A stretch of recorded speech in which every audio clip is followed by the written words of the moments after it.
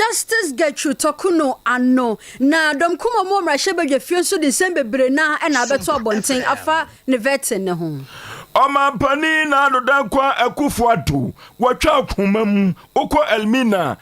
ene atadwe womate denne yepa NPP amanyoko no national chairman na kasayo no wokirem se abato ye da yanimu yidie eye pepepe yonko a ene odi bedi dwuma Enrada na World Menstrual Hygiene Day wodi wani echrem ewo ahafo ano Southwest asukufo nkoda enne woni omoni ajepa yebekwa kopiamu ewo mfimfini mantamu kura ya frano asen ando ene abrante bia woto nsomo wo hunu nanso na nya ensema mu ode Abrahusam ahudwirisam anwawasam yewu bosiase a asiho enyasam ketwa Enfifimu bia koso ya wokiremu se wodi ntosi foforo bi kra ba ye no anakuafo dua ebeso doso ediama wo mo Wei ene afufuro bi ka ho ene yeda no kase na yede abesom anopa no nsia brem akenkanfo enne oseya abwaji oforisuo ena Akuabo achewa asampa etia yajibre na yentie kase ni mu ensem wen Omampani na adodankwa Akufo-Addo Nana adodankwa Akufo-Addo ne nsem a wode to Ghana fo nyina nim wa bra wo bontoa na woman yede ahye ne sa se woman obehwe na nyoma akonkai na watetre nyoma na Ghana de hye ho ahenha wo mu awadwuma yom ne sa yonti no wo ye na adwene se emabura wonya adwuma nye wo beboa na wo monya adwuma ye na wo ba ye enyoma pinua na ode agu akwanso a ene nkoda wonya adwuma ye na wodi wani echrem ewo fifi mantamu a Elmina sabrei Fishing habo ne wo ho wa bam said ye beya emaburu betumi anya adwuma ye na empono afarefo abo kɔ no wakɔ yimpata no de aba no wo benya babi na wo de patai abego said ye beya omoso adwuma no ebe konka ye pa na abra wo mampani na adoda kwa Akufo-Addo wo ba fishing habo im na mampani da John Dramani Mahama ene ye kasa bi obeka ye se ba wo ba adwuma diem eye sakawa na enomu ene mampani na adoda kwa Akufo-Addo wo twa homam na wo bie na wadi ama de hye wo Elmina ne kasa o kan ye nyina ne se omampani dada John Dramani Mahama ne nsem bia wokeka ye no ene won hwe se ne bosha wo hye se obema ne manfo Ghana fo nyina adi ye no ene abam sa na abra wo bie fishing habo ya no omampani na do dankwa Akufo-Addo nsem o kan ye ebinie. Happy to be here this afternoon to commission the Elmina fishing port, which is going to serve as a big boost for the fishing industry in this famous city, and which will be a symbol of hope, progress, and prosperity for the people of Elmina. I thank the people of Elmina for trusting the Akufo-Addo government to deliver this project, which saw I cut on 20th August 2020. And I thank you for not listening to the naysayers. I remember that after the sword cutting, the former president, John Dramani Mahama, the perennial MDC presidential candidate, came to Elmina 4 months later in December and described the fishing harbor as, quote, a Sakawa fishing harbor, unquote. He was emphatic in his statements that the construction of the Elmina harbor would never materialize. It is just as well that he is not God. And I'm equally happy that he, together with all the other naysayers, are alive today to see President Akufo-Addo commissioning the Elmina fishing port. So, ladies and gentlemen, all of us agree that the fishing industry is an important sector of our nation's economy. The statistics speak for themselves. About 60% of the nation's annual protein is derived from the fishing sector and contributes about 11% of agriculture's GDP and employs about 20% of our nation's workforce through direct and indirect means. That is why the Akufo-Addo government made a decision to improve continuously the infrastructure and conditions of the fishing industry.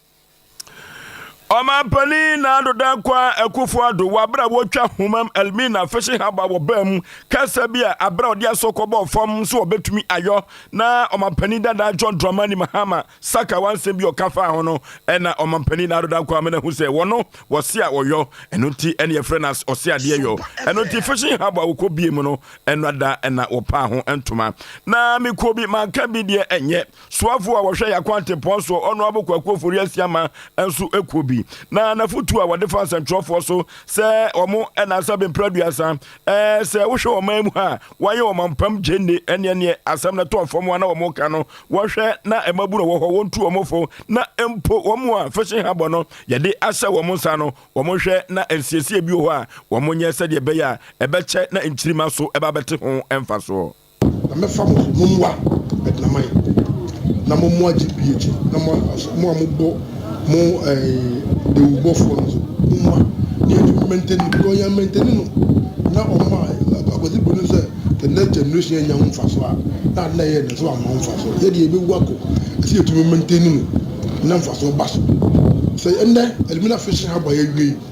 ya benya fishing habo myensa e wo kana ye ye zanzo ya ba kon wo greater akra wo Jamestown no you do about 60%, between 70% complete. We are hoping, say, be and see at the end of the year. Then also, on my penny, obey, I don't know, commission. Me and your fishing abo and nine. No one penny, me no come in there. To see maybe one, you be make sure they be improve the fishing activity. Apart from this fishing abo, na ya yawo. Swafu a wo hwe yakwante ponso ono abokwa Akufo Riasiama enso anudisem eto yepe pani kwanchrefu a wono eneda Western and Central Region Port and Harbour Authority ano Mr. Ebenezer Afezi wono so ede nanudisem kakra etudwa Neze onye pakro na asam yanga se nyemba hani imde de masami ubebisa he ore to man pain na de dwumeze wi no dwe edwuma ahyense afi ne ekotena ase ne ya hwe nyipadodo a afona afanyina de behia sesi aze ye wo nyimpa anane pia wo bo edwuma no ba no ha no yin cha bia mu no betia nka ya ase won bo so de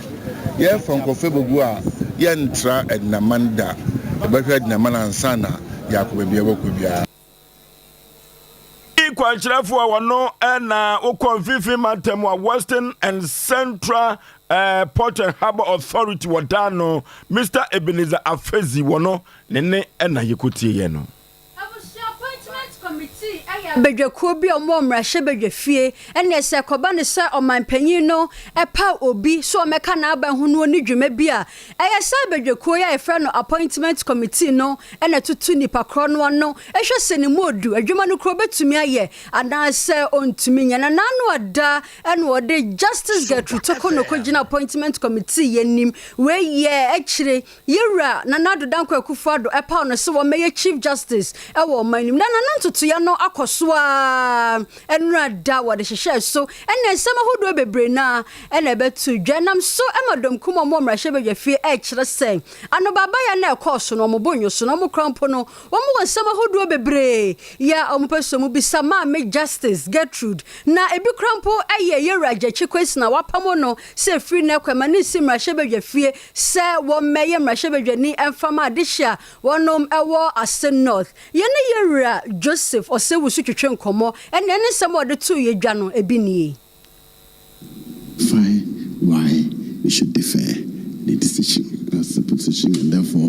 they say they will not support her. It's okay, we support her. So the report will say she's recommended by majority decision. I say I cannot justify deferring a decision based on that position. Whether that's sound or law or not is up to them. But I think that I am governed by the standing orders. The standing orders does not give me room to defer decision because somebody wants to read a judgment which has not been delivered. There's no basis. There's absolutely no basis for recalling her. There's no issue that was not resolved. There was no question that she did not answer. In fact, for those who paid attention,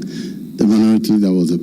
last person to ask questions on the part of the minority, and she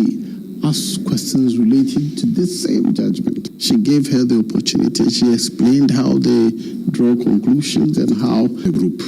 and that some different people may write some aspects of the judgment and then they put them together. That's why I called decision of the court. Enti sesia no dom kuma ne siensa fra Justice Gertrude emepiem biem na yenye ne vetin ena dom kese ne so se da bi adwuma na ena wonom aye no yetwa kase ne so na ye de mamu enwada na ye World Menstrual Hygiene Day ni nyina ene se de beya ema omo ebabo won ho ban bosome eso a ene esa adwuma de we emfie pinu ene adwenu nan ena wiase afa na nyina ye se e wo se ema se bempraduasa wo ye won ho yie se bosome eso a eno ena enka ne ye nananom ene esa atam no na pade bia eni ho amoase ena na wo mo eyusu na enei se de pade no esi eba ye no amanyoma mu ahen hai kama ena mpanifo atrase hunu se saa bre no e wo se nkoda wo mo ban kirima ye kire wo mo sade wo mo ebetumi asiesie wo mo huye na wo mo ho atumi ate na wo mo ho aye hwampa ena World Menstrual Hygiene Day ena ne mpanifo ede ababa betomu na wode wani akirem e wo hafo no Southwest mpanifo atrase hunu se esuku nkoda e wo se otumi enya pade bi sade beya bosome so obetumi ede akurokura wo mo akitakita wo mo na omo ho atumi anha wo mo eno ti Mrs. Akua mo aboaten ene wache apem ene de ama asukufo nkoda e wo ahafo no Southwest ama ene wo koyusu sanitary pad na wodi adesrade atu aban ene empanifo anim se wo hwe tax ya eda sanitary pad so a wo behwe na watumi atete so sede beya ebema ayefo na ubia atumi atobi ede asiesie ne ho ya sabi enye nenko ene ye de boa wo mo bisa wo mo a yes I girls clubs ya ye ma wo mo hunimde efa kwan a wo mo nkasa benya confidence wo mo na wo menya botai bi ni da yesu bi asi wo mo ani so na wo mo apria kon kan so benya da che papa ni ntino sa materials o ba club no mu ane ye de ma busumi bia ye de ma wo mo na ene de ye dwumade ni titiro ne sei sani ade ni buosi ko Segana by Anne titru enyi enfiri ho. Sani import tax 20% when you enfiri ho. Enyi VAT no so 15% enfiri wa. It is like condemning these girls to a future of uncertainty, a very bad, bleak future. And until nene a ma enedi you see a disa petition nebeko. If we say ya mam penny for no, ya mini penim ni. So wo hwe ba bia ye mayo yi wona so ma ntumi anso sa de ni mu ama wo mo de a kwan bi so na wo ma mo a wo mo wo senka pade ye ni free sabe enkwala no enye so wo mo pe enti no wo mo tima se ma entima wo Ghana ye wie ya no ebedu mmerebe no ye entima anwo a ebe de ne ye nipa ama ye gumai ye nya mema ama ma ye wo mo de wo se mema ye ni nya ma nso ama ma ye sanya e wo se ma ye enunti ene ye enne ye this petition ne call na mesremu women's health to work die ye ka de ye di akire yo ye nkasa keke ena make an ya shase padi da na petition ene no so ye be di akire kopim say ebebe mu a ye be hunu say at least up to basic school there akola bi obu ne nsa wo ho no aban beboa se obenya ne abosumi eso a obetumi e de abo ho bra we aya pania wada women's head to wealth ano ewo ahafo ano Southwest ena wo pasma ka kire nyame a wo ka kire mframenti no panifo enko abankesiem na wo fama panifo wo se sanitary pad no tas wo so nyina wo mtifri so se de beya obia ebetumi atobie Mrs. Akua moaboaten ene ena yikotie ye no NPP amanyoko na bie omapona to hoso bibia wo susu senimu odu no wo pepa ne so obegina semra hyebedwani ana sempo behim franka ede ama NPP amanyoko no wo mra no mefa enkrata sene se enam so amiane national chairman ede ma osona amanyoko NPP Yera Steven Ayensu ntim atwetwe komo no wo kiremu se abatuo yi de ayasumdwe nkuto enna wonom ede beye adwuma wo kirema de beye menteme ho ase basa ntawantawa bi ye beba betwentwom na mu ne de wonom ebepu agu ne senti wo sere wo bibia wo ka bi ewom so mombo na asumdwe emfa ne ntampa emfra. Yes, we are expecting interested party people to come and express interest in filing to contest. Forms are available. They will be told how much, in fact they know how much to pay upon returning the completed forms. And then the process will be rolled out. So there is nothing to stop us. We have started, we are not turning back. We expect a free and fair election. We can't tell. Until now, we were hearing unofficially up to about 9 different interested people. But he said 4 people have shown up. I haven't met any of them, so I don't know. Some may pick, but may not even return the forms. We are waiting for the others who have expressed interest in one way or the other, not in written form, but we've seen them posturing around. So we expect that others will come. There are rules and regulations, guidelines governing these things. We expect that people will go by those rules and regulations. Nipo kasa ye NPP amayoko no national chairman Yera Stephen Ayensu team na mena kasa de elimdifo bebre na na akofa omonkrata Yera Boache gya akofa ne de na Yera Kwabena eje Japan so akofa ne de dodo na ene ehwe ni musa na wotwen ye besim no ombekọ na omakofa omonkrata e wo party no head office e wo asylum down in crime. Omai bia ni puntuo eye nwoma sua ne sayonti no aban beko aban beba aban bia wo baba betena konwa so no wo hwe se Ghana suku nyina da wo be ntotoye kama ene ensa no dwuma suku ni nyina ebeko so toten se de be ya Ghana nkoda nyina ebenya disua so emfaso na empo dachi akwama bi no wanya bibia kura no wanya dwuma ye na wode abono ankasa eho ebra wode wani echirem ewa asante mantem ha suku bia agedipa Kumasi Technical Institute KTI ewa asante mantem ha ya na eniamo hunsem bi ekoso ewa sukufo no entem bosumimia na entemo bosumi atwamu no na enkodai eniamo hunsem bi woyeye na empokura no suku bia ewo ne mera enkoda no ebi ebuso ne sayonti no sukufo empanifo ahyene se enkodai omukofie na empokura no se ebre besemu ye befra wo mo na omo asaba ene yamfra de wa wasemwa enoti sukufo empanifo se enkoda ahanum wo mo enkofie se de beya suku no mu emu ebedwo esanse wo mo ye wo madwene se wo mo beye demonstration na suku no o ma se emu anwoma eno mu ena perifo asiginaye se wo mo hwe ema aban ade ensei eno ntino apostifo enhwe no mabo suku no ho ban se de beya sa nkoda we o mo betumi afri suku nim na emu atumi adwo ene empo senkatebone baako ebaba befra enkatepa no a yebeyi ede afrim ne sayo ntina suku fo mpanifo atrasia susu asesense sa nkoda we efrim na empo omukofia suku no mu ebadwo na ehwehwemu ma papa na wo beye ahanumi a omukofie se esafata se yesan efrebi ema wo moba omubeba na suku no omabesua de na entoaso eso atumi akoso ewo Kumasi Technical Institute. Yawo adesuamu nsem de yenko Wasco demonstration JHS headmaster wo ho Yera Joseph Kenneth Atano de adesrede ato all students ahodo anim ene aboafo bi anim se wo mra no meye suku ne moa esane se wo hwe suku ne tebia enya kono enhye kura baby asuafo no tena sua ade no mobo empo baby wo begya mo nan kra no din ne santi awofo bi de ne ba suku mu hono ma na ye ayemhyehe enu to sreke ye mempanyufo enu obi bia waka bi ewom asye hwe adusua ho nsem so mo meye wo moa Yera Joseph Kenneth Atade sansemoni na atudwa wa brade hye bi o mo begye o mo ntete wo school nim epa o mo homecoming dwumadi a wo mo bedi no ho ntoma. Academic work, the best BEC performance of the school is at times 100%,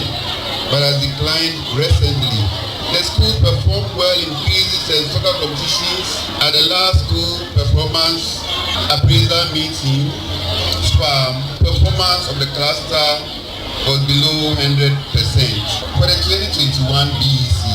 a school to the championship of reading competition organized at Bantima by the Ghana Library Authority. The school also performed well in the Methodist Education Week celebration quizzes, but was eliminated midway. The schools in the cluster have been able to procure public address systems for their worship and outdoor programs. Best Teacher Award. Best performing teachers and pupils will be awarded by an award scheme sponsored by the PT and Old Boys to motivate others to give up their best during the year. Challenges. Environmental cleanliness. Much as the schools try to maintain a clean environment, the refuse keeps on heaping and has become an albatross. Nipo kasa ye aye headmaster ya wada Wesco demonstration JHS ano Yera Joseph Kenneth atawowie ya pe na SMC vice chairman Yera Gilbert Ntinso hobi ene nsam kakra wode tu dwa no ya twibi go ahoma so sei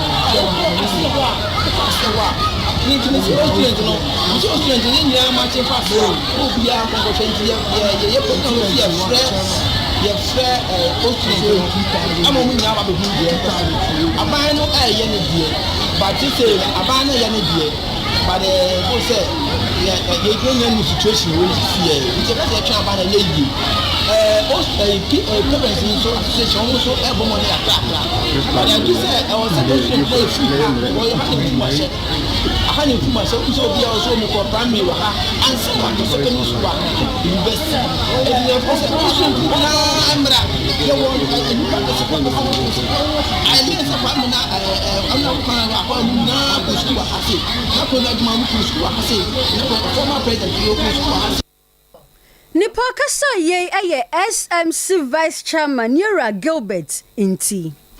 Yade yani ebechrem ewo hiewu besiase ewo asante mantama ene bense paase pe nananom adehisa ase so na asefesam ahodwirisam ene abeto ya proso no asefem ye papa wo hene pon a na wo ho na wonya ne ba bi ko ye bafo awua na adehye no ekire se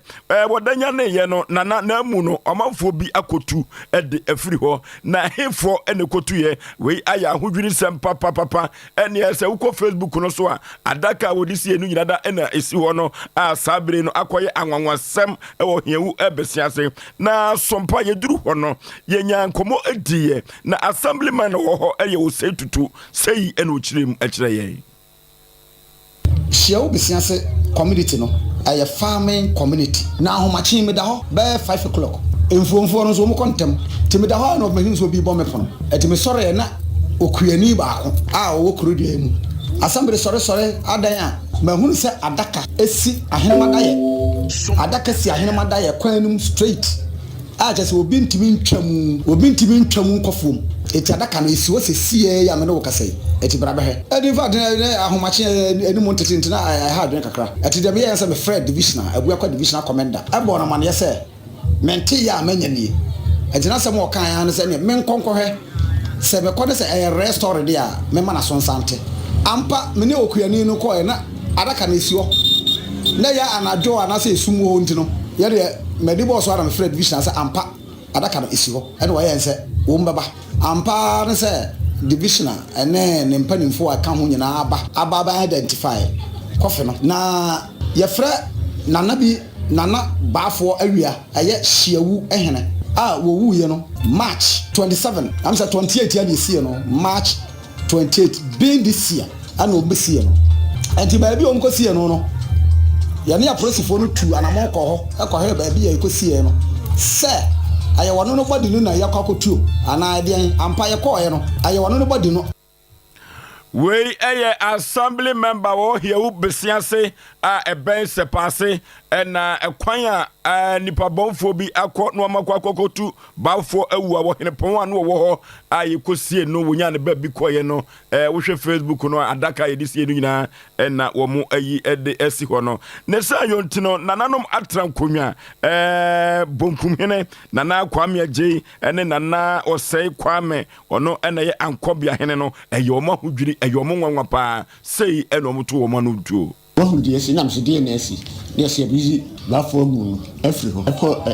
ahemada yɛ in fact mi hu dwiri mi nam so mboa mi kɔkɔ hwɛ ansa nam kɔfrɛ mi nua panyin deɛ ne madam nyankɔ mu ma kɔfrɛ mi nua panyin sɛ deɛ asi ne to wɔnkɔ hwɛ ɔpapa deɛ ayɛ no apa deɛ nyinaa deɛ akyire kɔ apa ne si ɛkwanti fi so te kwansi na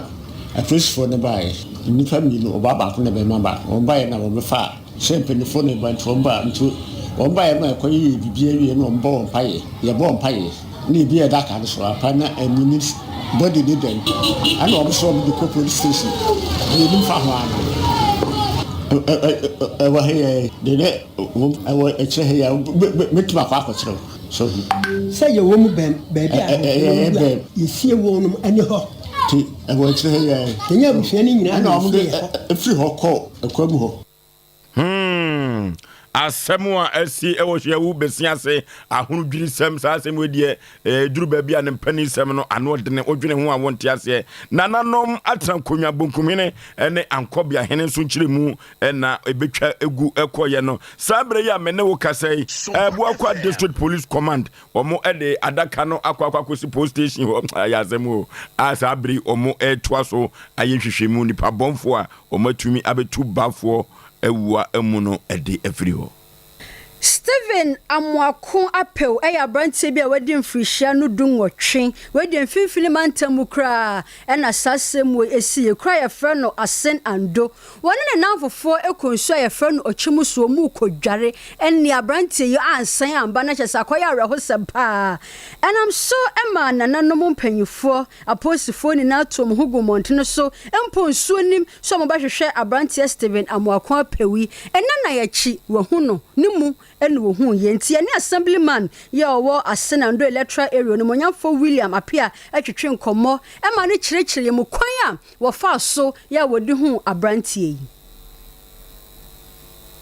Asenando yanti asempa ense yenkola no baako a o DHS train enu a wanko school no hododo nti wanko school a o fie no nananom ne na busia kopa de omunum se osedem se wa pie abese akọ otinu mu ye no enu a no so na sa ye dabone a enu wo senka obi apopo obi amuti na nwanwa se enu a one ne namfofo mienu e ba nsuonum se omo bedware a oto mu a tisi a besi se me no kase piti enu a no de ye hu no a na busu a ye hwehwe no to no nkwan de to mu na mienu no mka ho no mu ni madware nti won de won po de wantom na akwara no so obi ampo hu se odware nsuo da a omu ni ma de konti enu ameka na oba se oba bedware na pe so na na ne mpanimfo atena se ama amane bia a o se omu ye bia na o ma ye nti ya fa omu onu nsuo adware a amamre mu no omu ye sa adwuma no a si a me no ka se ye gina asuo o che ho eho ana omu kokko dware ya akwara no eto mu a la no yensa entimi nka na egusu so a ye won suo no ho a ye hwehwe no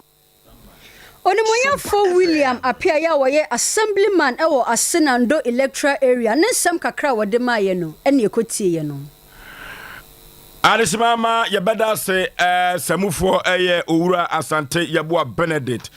ene Rockefeller wobo adwumadi kama amanyoma akonka yepa adesia ewosunyane egina da womatumi atie bi kama enkranza ene wono ene ye Sompa ne last born enkranza for so atumi atie bi na womo nusuru ho nyina ede wo mahoden omnimde eboai na no pay kase yetumi ede bedam akekafo no pay osaya waboaji oforiso ena Ekuya boachewa asampa itia. Yes, odi akwe Rockefeller wobetoa so na nenwom no wabebo na ene Ghana fapim dwumedie wo ho. Ghana fapim. Me ho se Libya bogan so. Okay.